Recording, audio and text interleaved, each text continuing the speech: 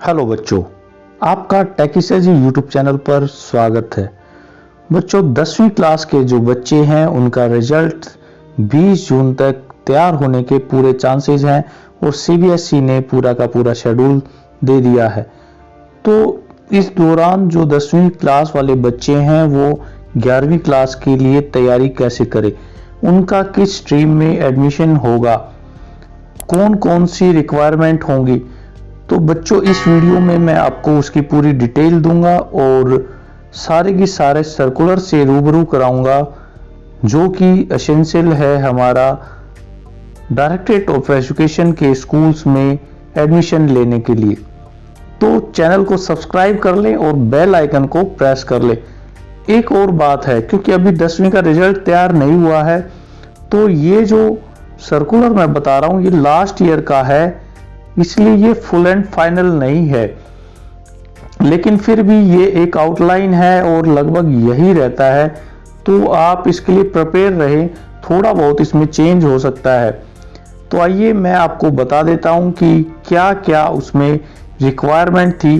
देखिए, आप यहाँ पर आपकी 3 से 4 स्ट्रीम्स आपकी बन जाती हैं, जिसमें कि कुछ सब्जेक्ट कॉम्बिनेशन होते हैं। हालांकि सीबीएसई ने ये बोला है कि कोई भी स्टूडेंट कोई भी सब्जेक्ट चुन सकता है, वह उसकी अपनी मर्जी है। इवन जिस स्टूडेंट के पास 10th में बेसिक या स्टैंडर्ड मैथ है वो भी 11th में बेसिक या स्टैंडर्ड मैथ चुन सकता है, क्योंकि 11th में तो मैथ एक ही है।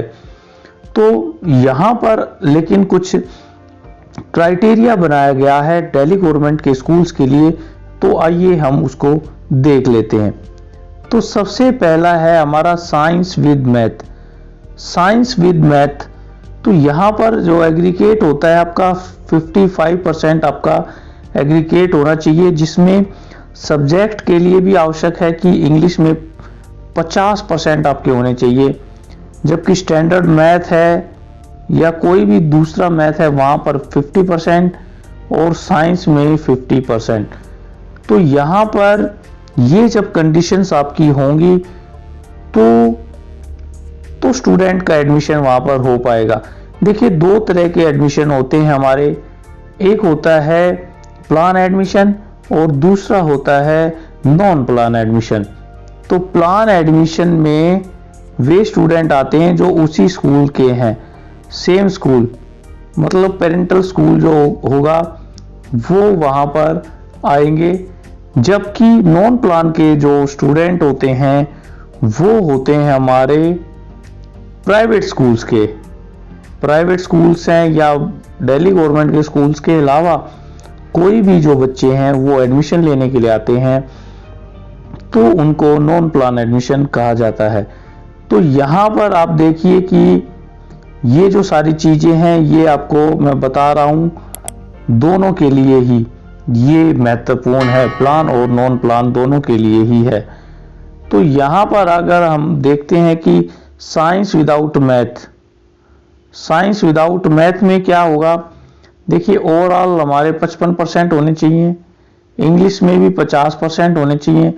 यहाँ पर स्टैंडर्ड मैथ्स कोई भी हो सकता है, उसके हमारे होने चाहिए 40 से 45%।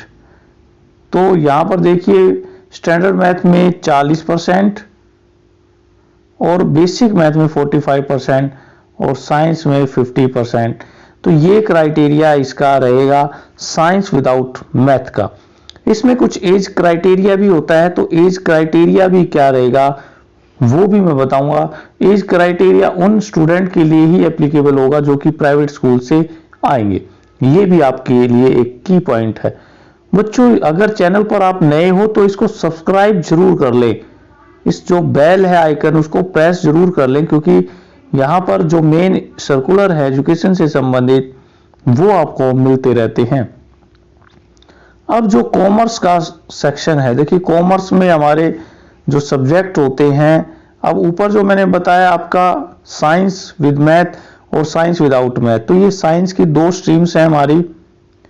तो इसमें जो हमारे मैथ्स, ऊपर वाले में मैथ्स है, फिजिक्स है, केमिस्ट्री है, बायो है और एक लैंग्वेज होती है इंग्लिश।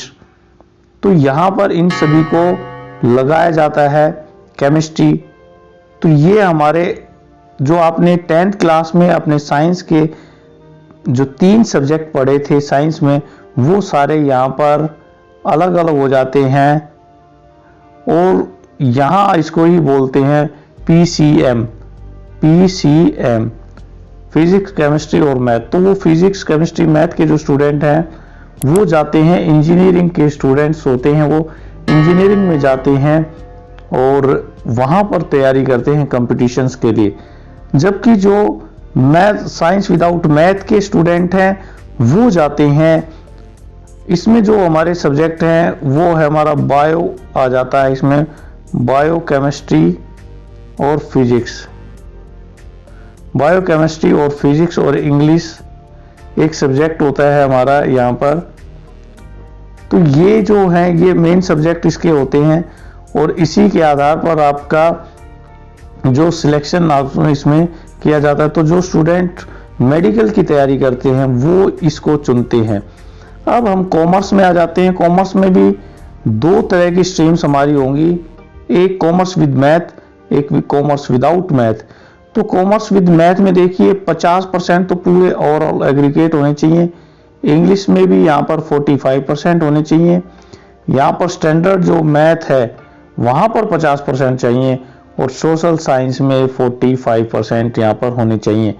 तो कॉमर्स में कौन से सब्जेक्ट आते हैं, यहाँ पे बिजनेस, यहाँ पर बिजनेस आपका आएगा, इसमें बिजनेस, अकाउंट्स, इकोनॉमिक्स, ये 3 तो मेन सब्जेक्ट इसमें आपके कॉमर्स के जो मेन सब्जेक्ट होते हैं। और 2 आप लैंग्वेज ले सकते हैं, हिंदी, इंग्लिश, या फिर इसमें फिजिकल एजुकेशन भी आपका यहाँ पर सब्जेक्ट आ जाता है।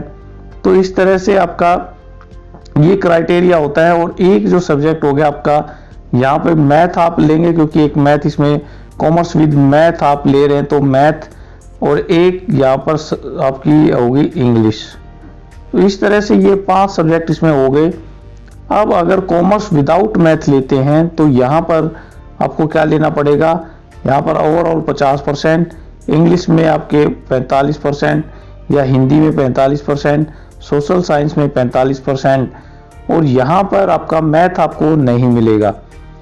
अब आ जाते हैं हम ह्यूमैनिटीज, यानी कि इसको आर्ट स्ट्रीम भी बोलते हैं, आर्ट स्ट्रीम बोलते हैं। तो आर्ट के जो स्टूडेंट होते हैं यहाँ पर उनको पास होना मस्ट है, यहाँ पर उनका जो CBSE द्वारा जो दिया गया वो पास होना मस्ट है। और अगर इकोनॉमिक्स आप लेते हैं, ध्यान से सुनिए, अगर आप इकोनॉमिक्स लेते हैं तो यहाँ पर आपके लिए 45% इकोनॉमिक्स में होना बहुत ही आवश्यक है। कुछ स्टूडेंट यहाँ पर मैथ्स भी ले लेते हैं तो वहाँ पर 50% आपका मैथ्स में होना आवश्यक है।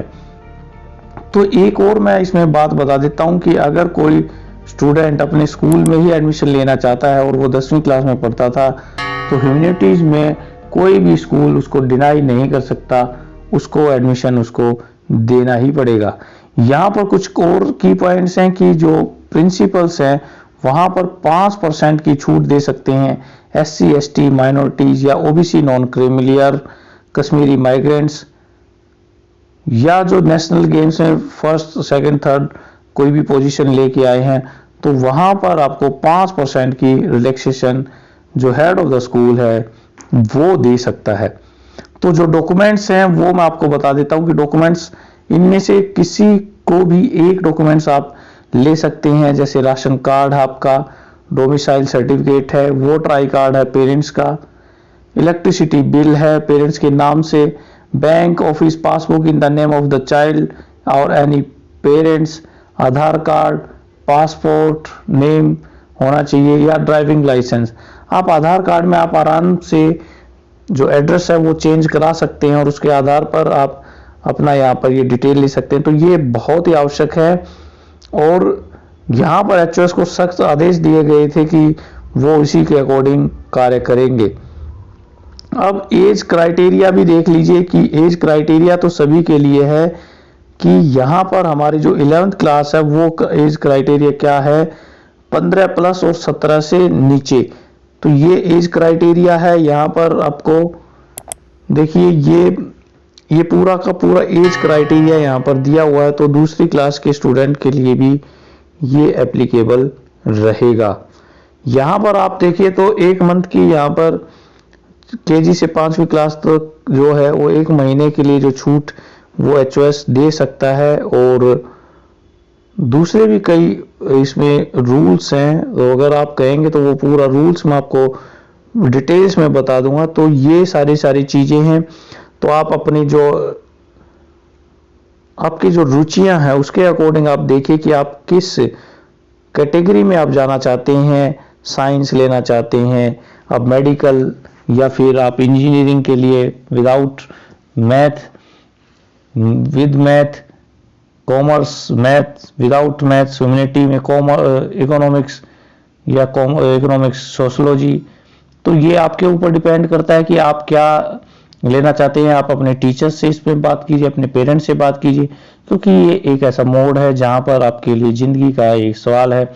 तो आप इसको ध्यान से देखें, और जैसे ही कोई ऑफिशियल नोटिफिकेशन आता है तो मैं आपको सबसे पहले यहाँ पे दूंगा। इसलिए चैनल पर बने रहिए, इसको सब्सक्राइब कर ले और साथ में बेल आइकन को भी प्रेस कर ले, ताकि आपको ऐसे ही इंफॉर्मेटिव जो इंफॉर्मेशंस हैं वो आपको मिलती रहे। Thank you.